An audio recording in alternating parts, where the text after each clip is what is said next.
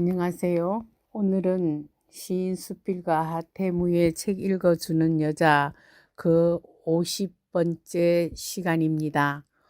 우수가 며칠 있으면 돌아옵니다. 봄비에 초록눈이 제법 파랗게 들 것입니다. 우전차를 만드는 시기입니다.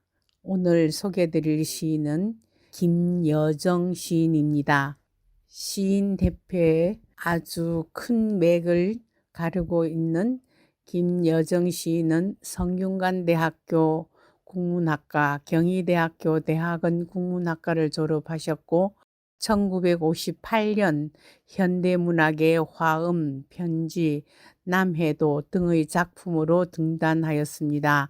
시집으로는 겨울새, 나르는 장 등 다수가 있으며 시선집이 3권, 시전집이 2권, 그리고 수필집으로도 고독이 불탈 때 오늘은 언제나 미완성이라는 작품을 썼습니다. 월탑문학상, 한국시협상, 동포문학상 등을 수상하셨습니다.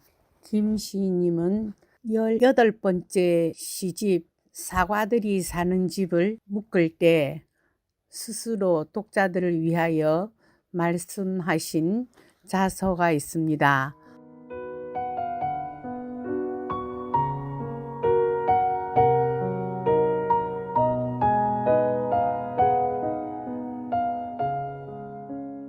선명한 삶, 진실한 시의 길을 향한 발바닥에 사정없이 박혀오는 사금팔이 가슴에 찔려오는 대못 때문에 늘 피 흘리는 아픈 상처를 안고 눈물이 마를 날이 없었던 지난 날들이었다. 이제 그만 상한 사과의 막막한 어둠은 걷어내고 환한 햇살 같은 축복의 눈길, 잔잔한 호수 같은 평화의 가슴으로 세월과 사물과도 화해의 손을 잡고 싶다. 그리고 참으로 오랫동안 내 암담의 길에 동행해 주었던 독자 여러분께도 이쯤에서 아늑한 산길과 포근한 숲속을 안내하고 싶다. 향맑은 바람결과 고운 새소리가 있는 이라고 표현하셨습니다. 그분은 진주 출신이기 때문에 진주를 바탕으로 한 시를 많이 썼습니다. 오늘 소개해드릴 시는 족성루입니다. 족성루, 김여정. 달밤의 족성루는 진주 사람들에게 사막에 솟는 신기루요, 하늘에 솟은 마철루였다.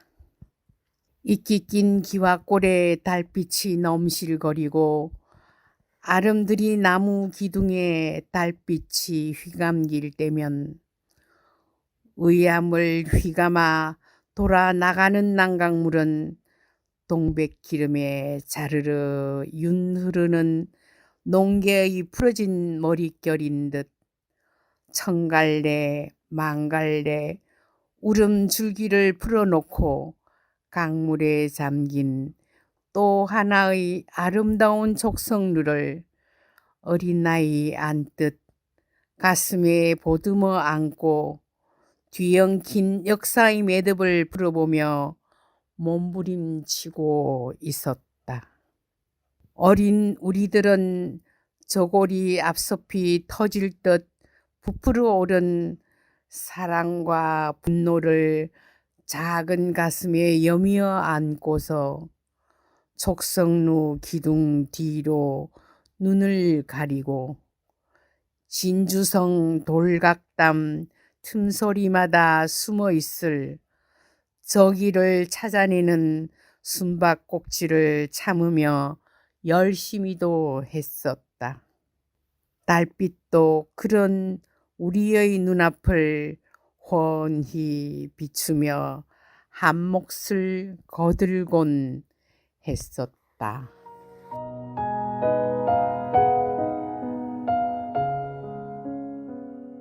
김여정님의 시에 대하여 최동호 문학평론가는 이렇게 말합니다. 열정은 젊은이들의 특권이라 한다.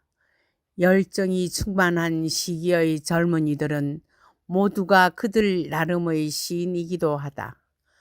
젊음이 노년으로 바뀌면 열정이 지혜로움으로 발전한다고 하지만 그 지혜로움에는 더욱 심화된 열정이 깃들어 있을 때 좋은 시를 쓸 수 있으리라는 생각이 든다.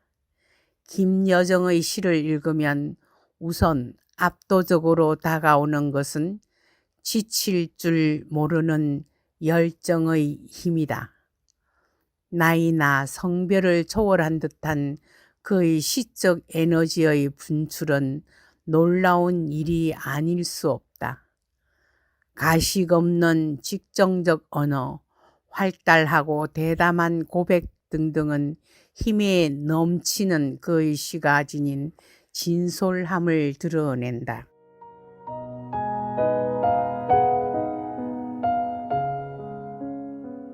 제 이야기는 남해 FM 91.9MHz 라디오와 남해 FM 스마트폰 전용 앱, 남해 FM 유튜브와 페이스북을 통해서 금요일 저녁 8시부터 30분간 들으실 수 있습니다. 네이버 블로그 소리의 꿈에서도 들으실 수 있습니다. 타지키스탄 호르그의 국립공원으로 와 있습니다. 한 바퀴를 천천히 돌았습니다. 여기를 안 왔으면 후회할 뻔했다. 남편은 자꾸만 늑장을 부립니다. 박 선생과 함께 사진을 찍으니 그나마 덜 부담스럽습니다. 기다리는 시간에 살진 민들레를 많이도 땄습니다. 저녁에 졸여 먹거나 데쳐서 나물로 해 먹으면 좋을 것 같아서 말입니다. 이탈리아 시골에서 뜯어먹었던 미나리 겉절이가 많이도 생각났습니다. 그리고 자작나무 11그루가 물이 져서 있는 공원구역을 벗어나자 국립공원 간판이 보였습니다. 한 사람이 조성하기 시작하여 이렇게 방대한 식물원이 될 수 있었다고 합니다. 사진을 찍다가 호르그에서 점심을 먹을 시간이 되었습니다. 유명한 유럽식 석당이 있다고 찾아갔으나 자리가 없다고 앉혀주질 않습니다. 그곳에서 소개해주는 오두막 같은 식당 안을 들어서니 껌껌한 신뢰가 드러납니다. 메뉴를 다양하게 시켰습니다. 쇠고기, 스파게티, 염소고기 등등. 벤조님은 배가 조금 아프다고, 백승생네는 염소고기 냄새가 싫어서, 나는 왠지 그 집 분위기가 칙칙해서 입맛이 그닥 당기지는 않았습니다. 그래도 여행을 떠나고 가장 비싼 음식을 먹겠다고 앉았습니다. 접시를 자주 갈아주는 값이었는지 모르죠. 이시카심의 온천장으로 갑니다. 이시카심은 우리가 내일 가야 하는 길에 있었지만 온천을 하고 가기에는 시간이 빠듯하다고 가지 않으려고 하는 것을 할 일도 없으니 오늘 온천을 하자고 여자들이 우겼습니다. 왁한 계곡 깊숙이 미국 국립공원에서 있던 바위처럼 허연 돔같이 생긴 바위 위에서 김이 무럭무럭 솟아오르고 있었습니다. 오랜 세월 온천물 속의 성분이 흘러나오며 굳어진 것이라 합니다. 남자들은 그 돔같이 생긴 야외탕으로 갔고 여자 셋은 벽이 막히고 지붕 위가 뚫린 탕 속으로 들어갔습니다. 계란 썩는 냄새가 진동을 합니다. 아무도 없이 우리 셋만 똑탕처럼 온천을 즐겼습니다. 뜨거운 물 속에 들어가니 피곤한 몸이 풀리기 시작합니다. 단지 온천물을 가두어 놓기만 한 단순한 욕조는 물이 흘러 들어오는 곳과 나가는 곳에서 쉬지 않고 온천물이 흐르고 있습니다. 발바닥에 깔린 머드 찌꺼기로 얼굴과 피부를 문지르니 비누처럼 미끄럽습니다. 벽에는 여러 사람이 쓰는 곳이니 깨끗이 하라는 상식을 써두었고 제발 부탁이니 빨래는 하지 말라고 했습니다. 1시간 동안 있었는데 아무도 다른 사람은 들어오지 않았고 타월을 갖다 주는 여자 직원만 한번 다녀갔습니다. 온천 요금 5소머니, 타월 3소머니 약 1.5달러 정도입니다. 한결 가벼워진 몸과 마음으로 먹을 것을 사야 해서 호르그 시장을 둘러보기로 합니다. 호르그 시장은 간단하고 별 볼 것은 없었습니다. 저녁을 가볍게 집에서 해 먹기로 합니다. 시장에 들러 일단 먹을 것을 사야 했기로 체리, 오이, 땅콩, 감자, 바나나, 물 등 식료품만 잔뜩 샀습니다. 숙소에서는 특별히 식당을 우리가 쓰도록 배려해 주었습니다. 아침에 식물원에서 뜯은 민들레로 겉절이도 하고 삶아서 나물도 무치고 인스턴트 된장을 풀고 미역 넣고 감자 넣고 국적불명의 국을 끓였습니다. 돈 들이지 않고 밥과 국과 나물로 한 끼를 때웠습니다. 아침은 이틀 동안 주인 부자가 푸짐하게 차려주었습니다. 부러웠습니다. 우리는 누구에게 펜션을 맡기고 있을까요? 호르그에서는 달리 할 것이 없었습니다. 세계적으로 월요일에 박물관을 쉬도록 정했다는데 이곳은 토요일인데도 박물관은 문을 열지 않았습니다. 빙 둘러 호르그 강이 흐르는 비옥해 보이는 땅, 이곳에 사는 사람들을 풍요롭게 해줄 옥토가 있는 한 아프간, 탈레반이라도 그 누구라도 어쩔 수가 있겠습니까? 호르그에서 그들의 서울인 두산배까지 20시간을 낭비해가며 그들은 필요한 물자를 즐겁게 사오고 있다고 합니다. 호르그에서 랑가르로 가야 한답니다. 기사가 조금 늦게 도착했습니다. 밤중에 벤조님은 많이 알았습니다. 배탈이 났다고 하였습니다. 아마도 국립공원에서 땄던 민들레 겉절인 탓인 것 같아 제가 너무 미안했습니다. 호르그에서 랑가르까지 숨막히는 절경 왁한 계곡을 빠져나가는 여정입니다. 8시에 출발하여 호르그를 벗어나자 차량이 점점 드물게 보였고 산은 점점 더 깊어졌습니다. 하얀 빙하를 이고선 힌두쿠시 산맥이 더 자주 보였습니다. 차를 천천히 몰고 경치를 즐깁니다. 노란 꽃이 지천으로 피고 설산은 계속 따라오기도 하고 아프간을 건너는 다리 앞을 지납니다. 거기 시장은 일주일에 한 번 장이 서고 타지키스탄, 아프가니스탄 사람들이 서로 만나는 장소였다는데 지금은 장도 서지 않고 있습니다. 다리를 건널 뿐인데도 비자가 필요하지만 대충 그냥 왔다 갔다 하는 거랍니다. 스마트폰에서는 외무부에서 오는 문자가 긴박한 상황을 알려주는 듯 다급합니다. 귀하는 지금 위험 지역을 통과하고 있습니다. 위급 상황 발생 시 전화 주세요. 아무도 없는 다리 앞에서 나그네들만이 의견이 분분합니다. 낚시하는 사람들이 더욱 한가롭게 보입니다. 적당한 곳에서 점심을 먹으려는데 모래바람이 심하게 붑니다. 드문드문 군대 주둔지가 보이고 마을 학교를 지나고 결혼식을 하고 혼수품을 싣고 가는 신혼부부 차도 만납니다. 그런가 하면 슬픈 하직, 소상을 치르는 행렬도 만납니다. 이곳은 여자들은 장례식장에 참여할 수 없다고 합니다. 우는 여인들, 어느 안타까운 남편이 이 세상을 하직했을까? 떠나는 마음은 오죽했을까요? 하이킹족들도 만나고 자전거로 여행하는 사람들도 만납니다. 점심 먹을 자리를 찾았으나 바람이 너무 심하여 적당한 자리를 찾을 수가 없어서 한참을 가다가 바람 잔잔한 어느 마을 기퉁이 밭둑에서 싸간 음식으로 점심을 먹었습니다. 그 밭둑에는 향긋하고 살진 쑥들이 뽀얀히 돋아나고 있었습니다. 당연히 쑥을 매둥큼 뜯었습니다. 일용한 먹을거리는 눈만 똑바로 뜨면 보이기에 마련입니다. 랑가르에서 쑥 수제비를 해먹을 계획입니다. 소박한 박물관 앞에 왔습니다. 작은 마을 박한에서 모부라키 바코니란 역사학자가 만든 박물관입니다. 아주 작고 보잘것없는 문화 역사 박물관, 설립자의 조카 며느리가 그 박물관을 지키고 있습니다. 동네는 너무나 정겹게 텃밭에 채소가 자라고 우리나라 50년대 시골 화장실 그대로 푸세식 화장실이고 낯선 이방인들을 보고 화사한 웃음을 선사하는 사람들, 아이들은 오히려 자기가 먹던 사탕을 넘겨주기도 하는 인정 많은 동네였습니다. 방명록에 맺힐 흔적을 남깁니다. 누구 6명이 밤이러 고원을 지나는 중에 박물관에 들리다 이 마을 모두에게 행운이 깃들길 빈다. 유성무. 옛 삶을 봅니다. 십자수 놓고 옷감을 짜고 밥을 짓던 여인들의 모습.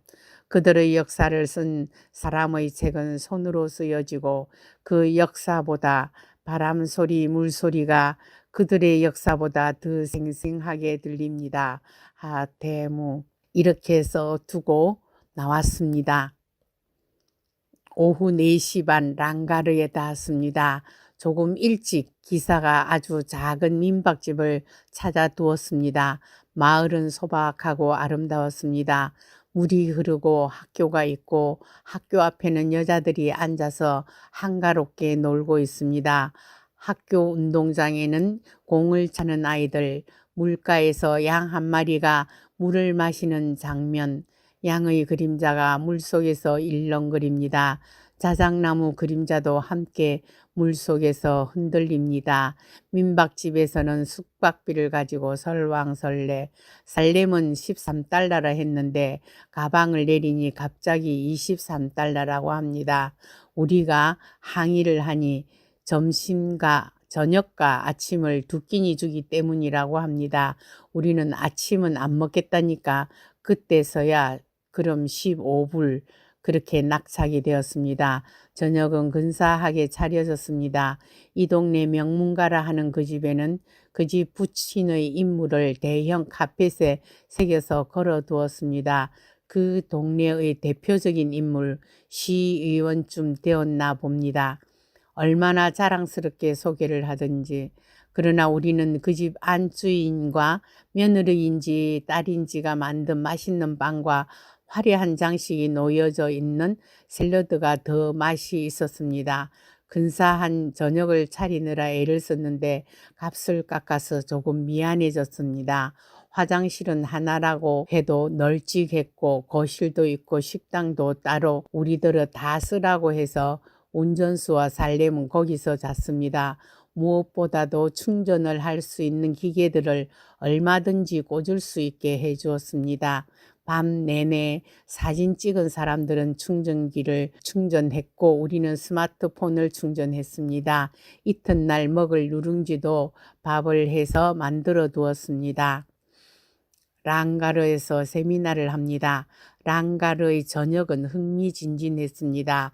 내일의 여정에 관한 이야기, 각자가 찍은 사진 시사회, 그리고 또 다른 여행 이야기, 유 교수님이 새로 본 정보에 의하면 암각화가 있다는 것입니다. 미처 보지 못했었다고 여기서 별로 멀지 않으니 가벼운 등산하는 기분으로 오르자고 합니다. 반대할 이유가 없었습니다. 그것이 이곳 사람들의 오랜 역사이기 때문에 반드시 보고 가야만 한 일이었습니다. 새로운 등반 계획까지 짜면서 우리는 너무나 신이 났습니다. 그렇게 2,900고지 파밀의 초입 랑가르 민박집 저명한 사람의 집에서 우리는 밤이 깊도록 깊은 대화로 세미나를 열었습니다.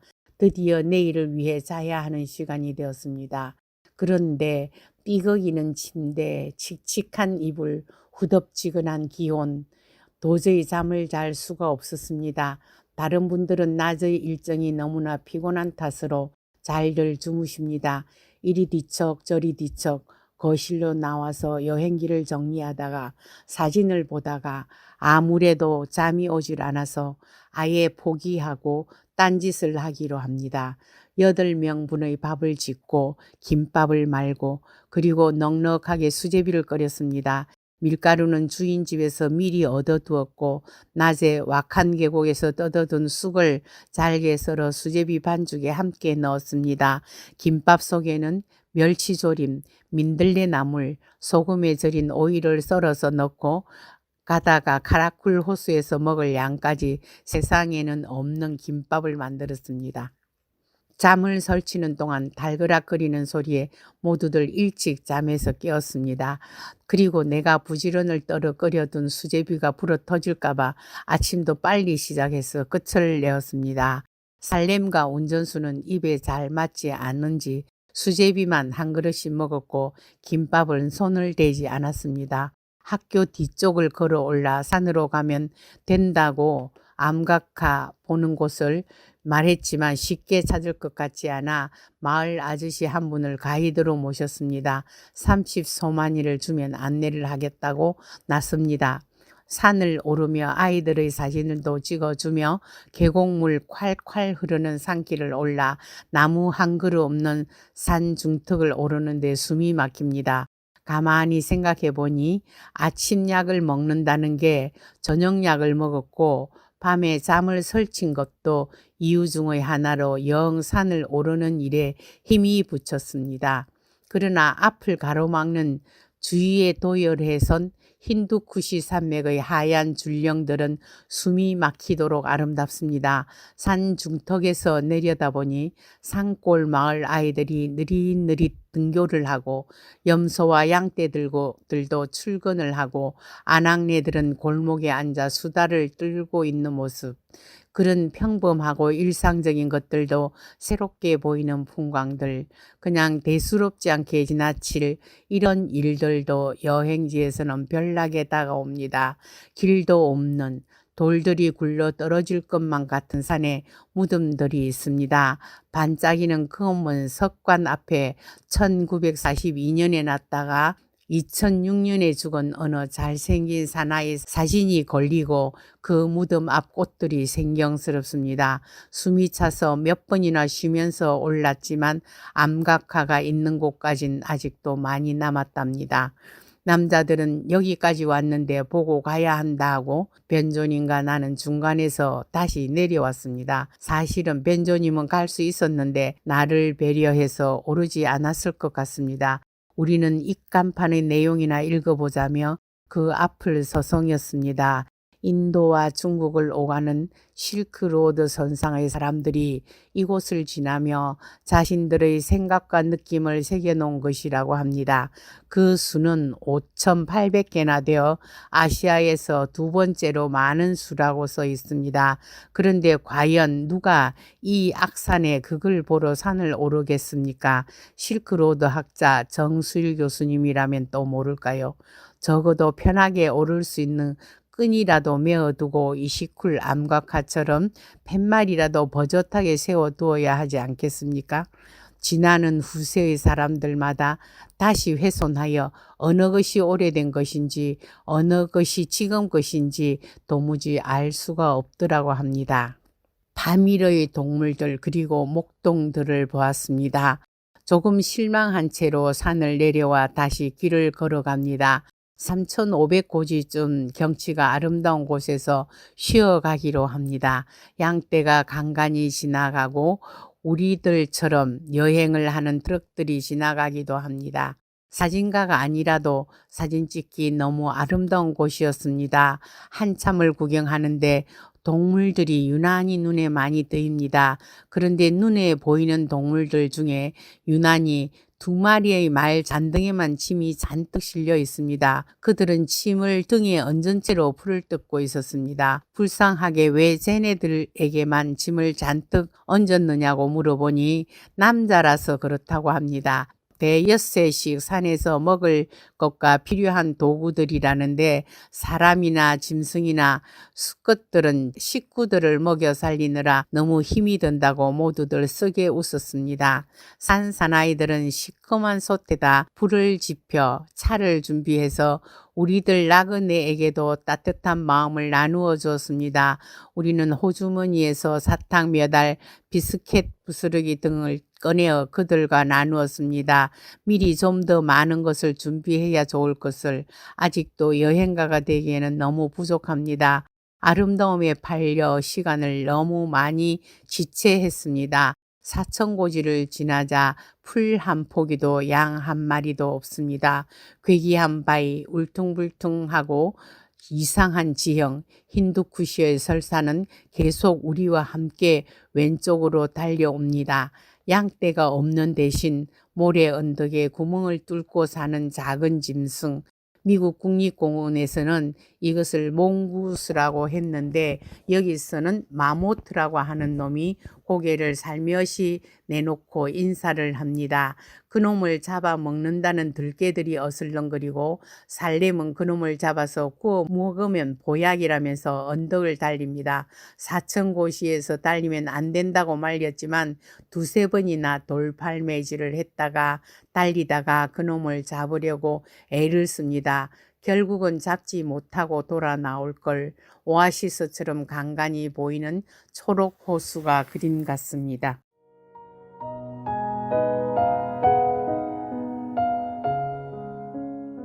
들려드리는 노래는 구노의 세레나데, 데이비드 다니엘스 미국 테너 가수가 부릅니다.